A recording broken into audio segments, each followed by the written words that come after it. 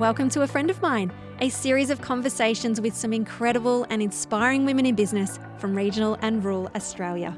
I'm Kimberley Furness, your host and the founder and editor of Oak Magazine, and I cannot wait to introduce you to some amazing female entrepreneurs who will share with you their experience and knowledge of what it takes to start, grow and scale a successful business. So let me introduce you to a friend of mine. Welcome to a bonus episode. This is with Johanna Clark from Pink Nade. Johanna is someone that you could talk to for hours and on so many different topics. And that's pretty much what happened. So after we finished the official interview for the podcast, I happened to keep recording, and what came out of that post-interview was such goodness that it was too good to waste.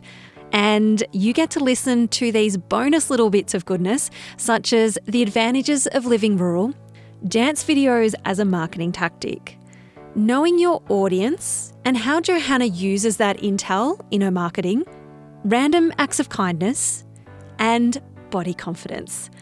I just know you're going to love this bonus content, so enjoy. People thinking that living rural and regional is a disadvantage in a rural community, yeah. So, there's obviously disadvantages, and it depends how far away you live from the city, but, there's a lot of networking events we miss out on. There's a lot of opportunities that if you were in the city, it would be easier, but it's not impossible, especially now with things like Zoom and the way everything's moved online. But you can find, there's always a way. So we attend trade shows and we do things in the city that is a push. It's a lot of work, but we prioritise it, we make it happen. So you don't necessarily, I think you can still be successful and be rural, and there are definitely benefits. Rent is much cheaper. To purchase a building is a lot cheaper than if you were in Melbourne. So your overheads are a lot lower. You know your stuff, you know their families, I literally this morning, or the last couple of days, I go on and off coffee all the time, so I'm back on coffee. And I can ring the cafe around the corner and say, hey, it's Joe, just ordering my coffee. No worries, be ready in 5. Walk around, pick it up. Yeah, yep. So you do some crazy videos on Instagram and TikTok. How do you feel walking out of the shop? You live in a small community. I know that when we're, I've lived in Melbourne, I know when you're in Melbourne, it just feels like you're one of thousands. Yes. Do you know what I mean? Yeah. You just become invisible almost. So being in a smaller community, how does that feel?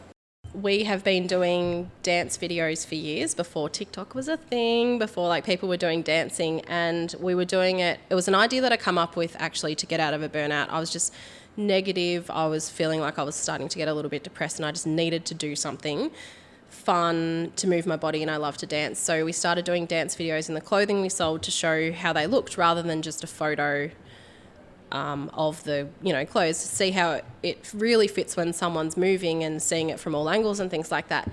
And when I first started doing it, no one was really doing that, and especially not in our country town. That was just so embarrassing. No one would do it. And we used to lock the door, put a sign up be back in 5, and I'd wait till someone walked past the door before I'd dance because it was embarrassing.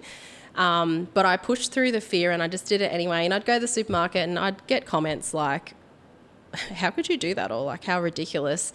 But then I would turn around to some people and say, well, you're talking about my business.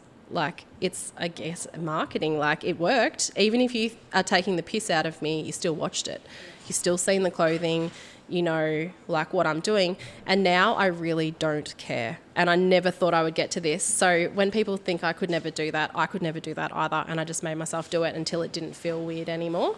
Joel will film me doing stuff that I would never do that in front of him, or even just talk to your phone. Do an Instagram story where you're talking when there's other people around. That can be really intimidating and daunting, and I just have done it so much and pushed through that I don't care anymore. So yes, definitely in a small town, if you do something crazy like that, everybody knows and potentially talks about it, but eventually now people think it's great. That's awesome. Yeah. Well, you're putting them on the map as well. That's the other thing. Yeah. That crazy girl who dances on the internet. Yeah, but you're showing people. Who knows? The Today Show might show up tomorrow. And yeah, wouldn't that be lovely? Yeah. Actually, we were at the pub for tea last night, and there was a 70th birthday, and there was a woman there, and I they were talking to us because when we go out in public, it looks crazy because there's so many children. They're like, oh, are they all yours? Yes, they're all ours. Last time I counted. Yeah, they're all ours. But they're not saying it. They think it's great. And I didn't think she knew who I was, but she must have. And another comment come up. Someone had given her a present and it was from my shop, and she'd said, oh, it's from Joe's shop. She's like, oh, I'll have to come in and do a dance in a dress one day. So she did know who I was and what I was about at 70. Yeah. So not to say that 70-year-olds can't be on Facebook and things like that, but it was in a good on you way, not in a, oh God, what an idiot. Speaking of, say, the 70-year-olds, your audience, do you know who your audience are? Yes. Who are they? How would you describe them? So really specific, they're 24 to 42-year-old women, varied in whether, what stage of life they're in, whether they're mothers. So we have a lot of mums, but we also have a lot of professional women. We have a lot of women who are into fashion and things like that. So there's lots of different, and it is hard finding your target market, especially if it's something with earrings, because technically it's women with their ears pierced, but that's very hard to market to. You need to try and niche it down a little bit. We found that ours are women who they either are about confidence or they want to feel more confident. They want to be a part of a community. They want fun. They want positivity.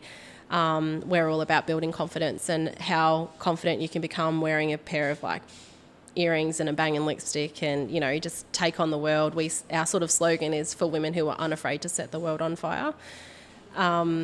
So, yeah, I don't know, but it is tricky. I'll admit that is one of my sort of downfalls, is trying to work out who your audience are. Yeah. You can always have more than one. That's the other thing. Yeah. You can have a couple of buckets. Yeah. Yeah. How would you use that information then for yourself in your marketing? Well, that's just the message we put across. But then sometimes I think maybe I'm making these women this is my idea, and now you've just got to sort of be that woman and buy the earrings, but you don't necessarily have to be. But yeah, we just talk in that way all the time, and we're about we actually are about empowerment and things like that. We don't just say it, not just a hashtag. Each week we do a random act of kindness parcel for one of our customers. So we say it's for one of our Girl Gang members, and we purchase products from other small businesses to pop in. So we're supporting them as well. We do a story about it, so it gives them a bit of exposure on our social media, and we just randomly pick someone from the website, post that parcel. They don't know it's coming. They obviously know it's from us because it's got all of our stuff in it, but that's just, I don't know. Something you do. That is awesome. Yeah. Just in terms of that Instagram too, I notice when I look at it, there is a lot of body positivity, which I think is fantastic, but there's diversity. Yes. Even more important. Yeah. Yeah. I love it. Intentional, but not at the same time. We don't go actively sorting out diverse women. We just, the women that we, they're all sort of diverse, I guess, and we don't pick one over the other because, we're filling that diversity card, which people are, I don't know, that sounds bad, but it's, it's becoming a thing now that it can't just be blonde white women all of the time. So people are trying to fill the box. We're not trying to fill a box. We just... Comes naturally. It just comes naturally. Yeah. The body positivity comes from Brittany a lot, who works for me. I'm not there yet on the body positivity. I'm trying, and that's what the affirmations and things like that, because it helps me too. I'm not always happy with how I look or the skin that I'm in or the way things sit on me. Brittany is really good, and I admire her for that, and she brings a lot of that to Pink Nade, where I sort of fall short. Yeah, yep. The biggest high that you've had on your Instagram account, what's been the biggest moment for you on it? Hitting 20K was pretty big.